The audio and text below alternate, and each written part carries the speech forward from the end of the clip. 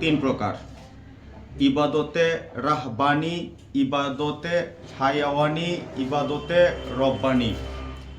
ইবাদতে রাহবানি বলা হয় দুনিয়াবি সংসার, সমাজ এবং রাষ্ট্র পরিত্যাগ করে, দুনিয়াবি সকল কাজ পরিত্যাগ করে একমাত্র আল্লাহর দেনে মসজিদে ইবাদত করা।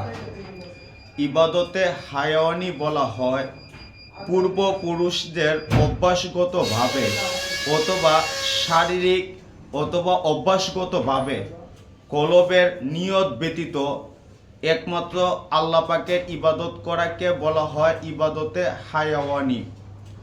ইবাদতে রব্বানি বলা হয় কলব থেকে, অন্তর থেকে, মন থেকে সমাজ, রাষ্ট্র এবং পারিবারিক নিয়া আল্লাহ পাকের ইবাদত করা, রুটিন অনুযায়ী আল্লাহ পাকের ইবাদত করা এবং আল্লাহ পাকের ইবাদত অন্তরে ভয় এবং আশা নিয়ে ইবাদত করাকে বলা হয় ইবাদতে রব্বানি।